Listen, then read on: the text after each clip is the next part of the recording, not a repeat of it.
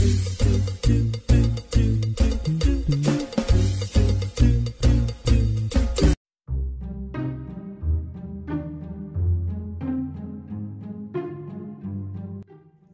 Assalamualaikum warahmatullahi wabarakatuh. Apa kabar anak saleh dan salehah? Alhamdulillah, luar biasa, tetap semangat, Allahu Akbar. Ini. Jadi sebelum Ustadzah mulai pembelajaran hari ini, siapkan alat tulisnya ya. Nanti teman-teman tulis atau bisa teman-teman menggarisbawahi atau memberikan tanda penting pada buku yang sekarang pegang di rumah, yaitu buku fikihnya ya. Jadi kita akan memulai pembelajaran tentang jual beli. Dalam bab jual beli ini ada beberapa yang akan kita bahas, yaitu yang pertama pengertian jual beli, yang kedua rukun jual beli, yang ketiga syarat jual beli, yang keempat praktik jual beli dalam Islam, yang kelima yaitu khiyar. Nah, untuk kesempatan hari ini insya Allah kita akan membahas 3 pembahasan terlebih dahulu, yaitu tentang pengertian, rukun, syarat, dan jual beli. Ya, insya Allah. Oke, kita mulai pembelajaran hari ini. Agar Allah permudah pembelajaran hari ini, mari kita membaca doa bersama-sama. Bismillahirrahmanirrahim. Allahumma aftah lana hikmataka wansyur alaina rahmataka min khazai birahmatika ya arhamar rahimin. Rabbi zidni ilman warzuqni fahman. Allahumma la sahla illa ma ja'altahu sahla wa anta taj'alul hazna idza syi'ta sahlah. Amin ya rabbal alamin. Oke, kita mulai pembelajaran fikih hari ini tentang yang pertama pengertian jual beli.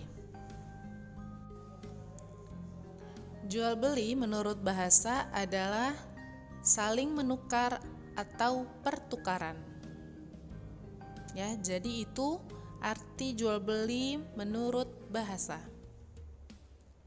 Sedangkan menurut pengertian fikih, jual beli adalah pertukaran harta atau barang dengan harta atau barang untuk kepemilikan dengan syarat dan rukun tertentu.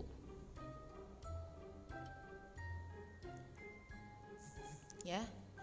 Jadi untuk mendapatkan barang atau benda yang kita butuhkan, kita dapat membelinya dari orang lain.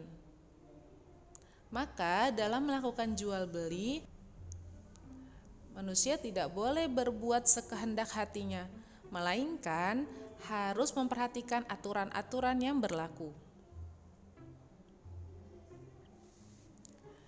Allah Subhanahu wa Ta'ala telah menghalalkan praktik jual beli sesuai dengan ketentuan dan syariatnya.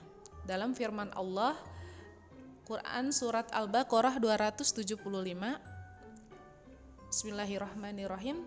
Wa ahallallahu bai'a wa harramar riba, yang artinya Allah telah menghalalkan jual beli dan mengharamkan riba. Jadi ini adalah dalil tentang disyariatkannya jual beli, yaitu Al-Baqarah ayat 275. Lalu Nabi Muhammad SAW juga bersabda, An Abi Sa'id Khudri yaqulu qala Rasulullah sallallahu alaihi wasallam innamal bai'u antaradin, rawahu Ibnu Majah. Dari Abi Sa'id Al-Khudri berkata, Rasulullah sallallahu alaihi wasallam bersabda, sesungguhnya jual beli itu didasarkan atas saling meridhoi. Hadis riwayat Ibnu Majah. Nah, berdasarkan Al-Quran dan hadis tersebut, jual beli ditetapkan sah bila dilakukan atas dasar persetujuan antara penjual dan pembeli tanpa ada unsur paksaan atau penipuan. Karena jual beli sudah ada sejak zaman dahulu. Bentuknya mengikuti perkembangan zaman sebagai bentuk tolong-menolong di antara sesama manusia dalam memenuhi kebutuhan. Nah, jadi itu adalah pengertian jual beli menurut bahasa dan menurut fikih. Sekarang kita beranjak yaitu pembahasan rukun jual beli.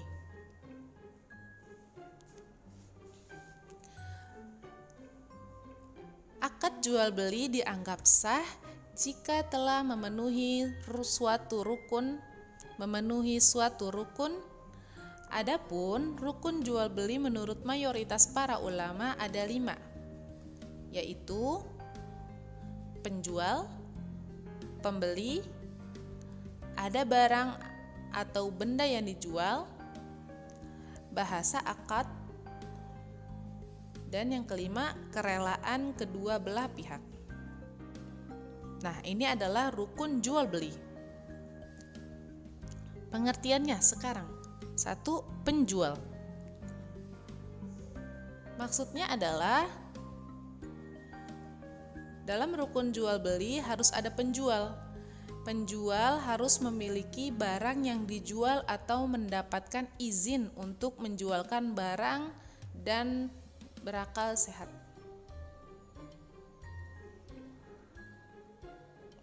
Jadi, syarat penjual dalam rukun jual beli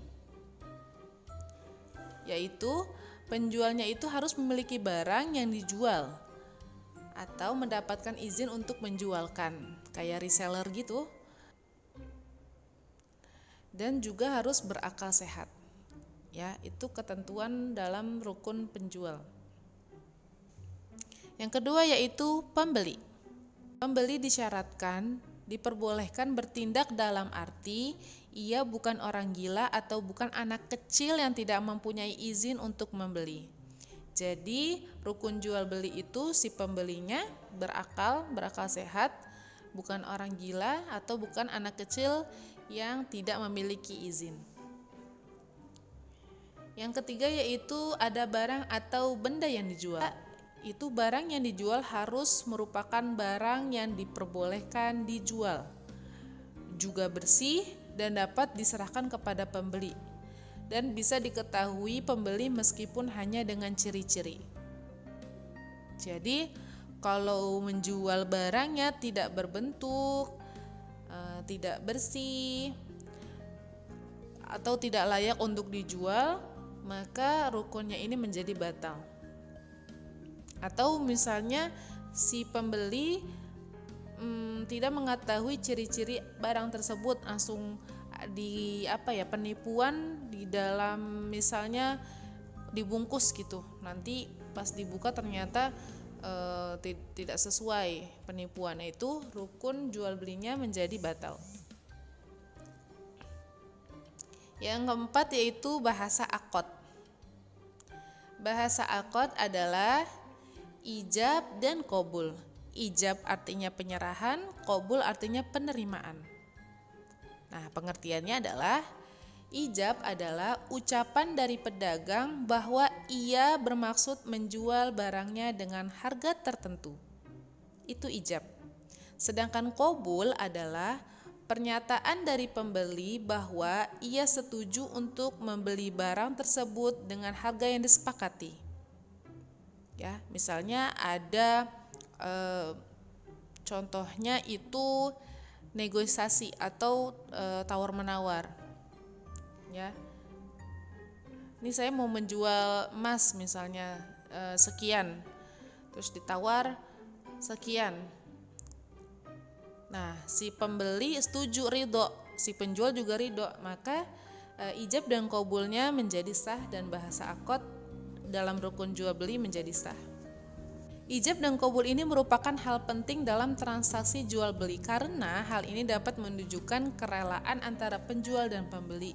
Mereka saling memberikan atau menyerahkan barang dan harganya. Jadi sama-sama ridho ya untuk bahasa akad ijab dan qabul.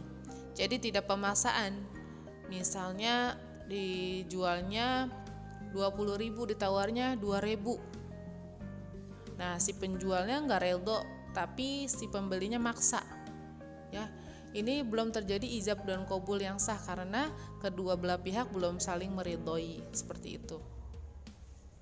Oke, sekarang yang kelima yaitu kerelaan kedua belah pihak.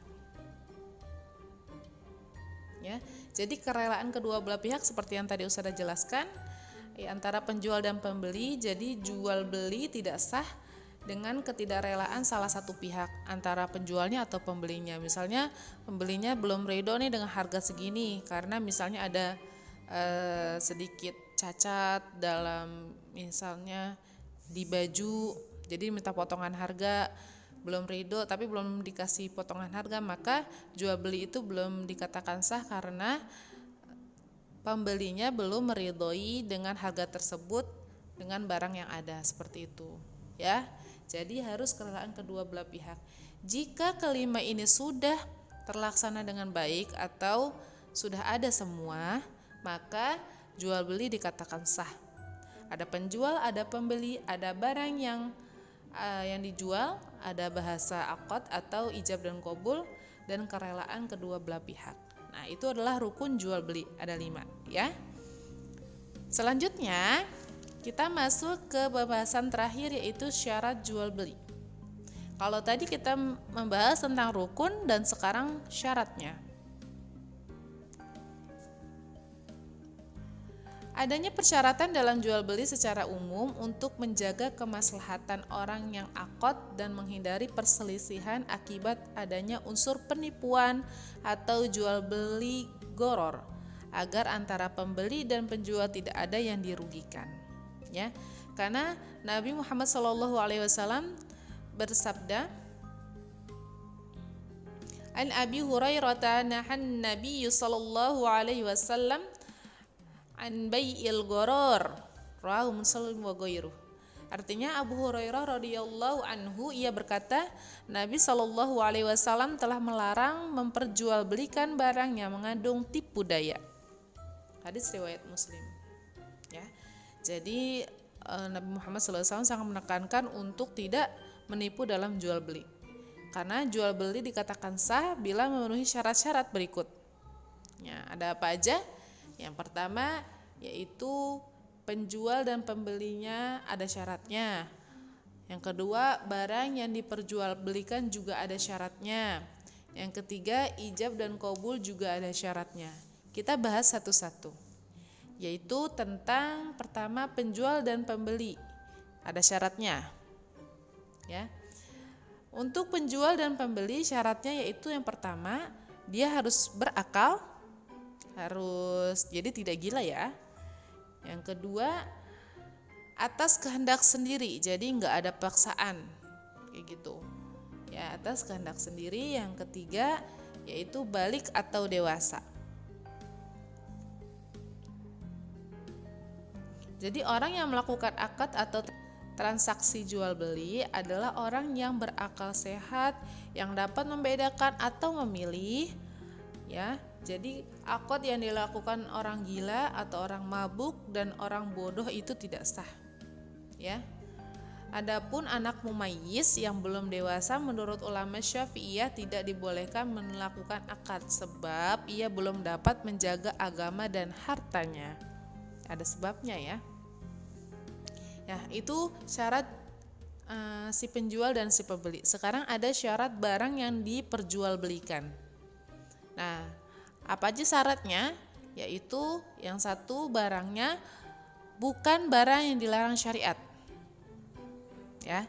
Yang kedua, suci barangnya. Yang ketiga, adanya manfaat.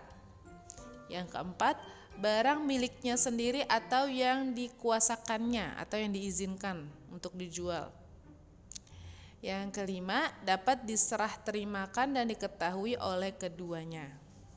Nah, untuk barang yang diperjualbelikan seperti ini, menurut jumhur ulama bahwa semua barang yang najis dan yang dilarang syariat seperti khamar, bangkai, babi dan patung itu haram diperjualbelikan. Karena Nabi SAW bersabda, Innallaha wa rasulahu harrama bai'a khamri wal maitati wal khinziri wal asnam. Rawahu Muslim. Sesungguhnya Allah dan Rasulnya mengharamkan jual beli khamar, bangkai babi dan patung. Hadis riwayat Muslim. Ya, seperti itu.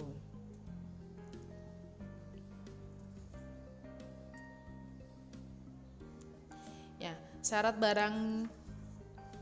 Jadi syarat untuk barang yang diperjualbelikan seperti itu ya. Bukan barang yang dilarang syariat, suci barangnya, ada manfaatnya juga. Terus barangnya milik sendiri, yang dikuasai bukan hasil curian yang pastinya.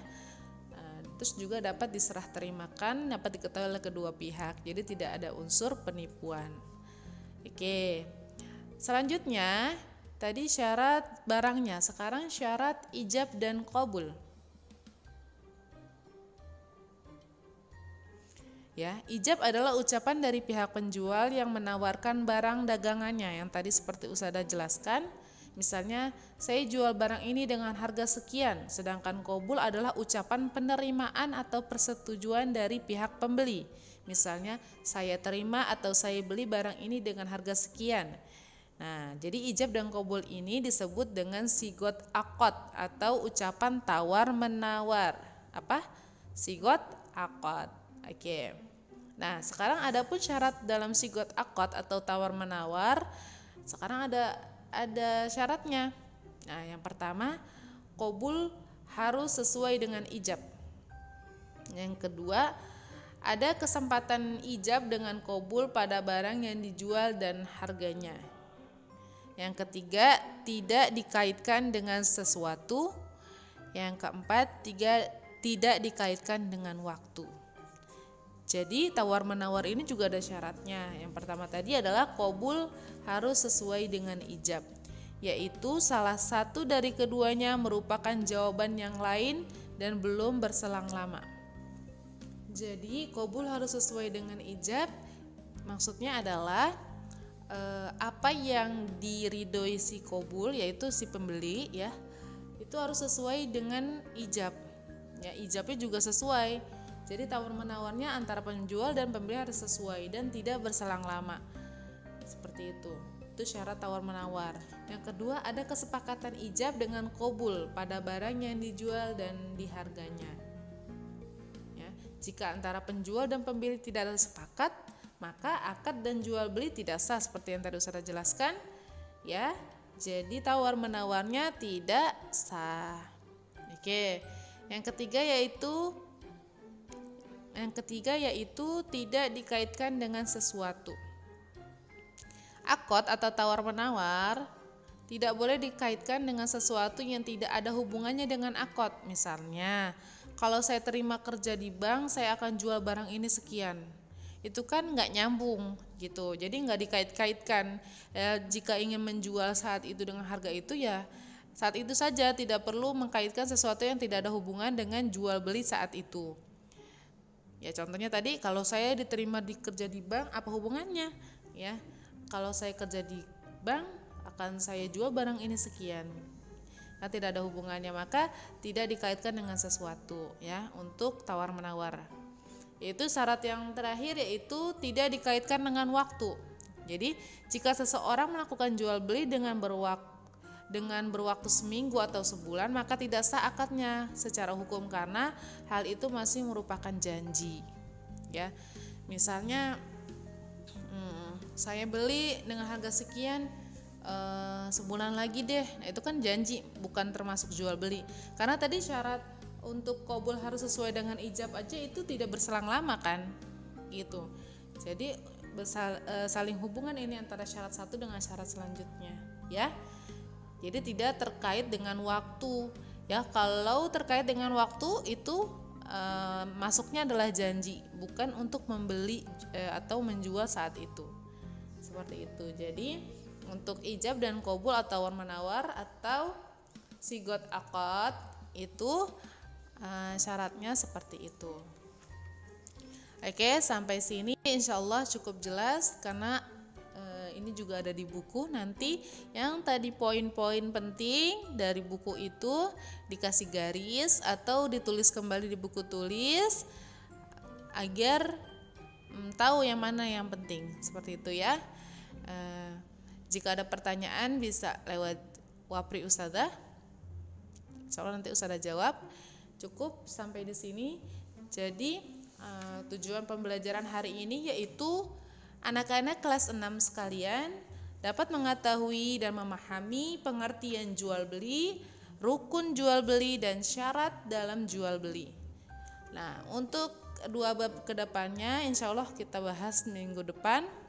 Untuk tugas hari ini teman-teman menyetorkan dalil disyariatkannya jual beli, diperbolehkannya jual beli, Al-Baqarah ayat 275 yang berbunyi Bismillahirrahmanirrahim, ahalallahul bai'a wa harramar riba.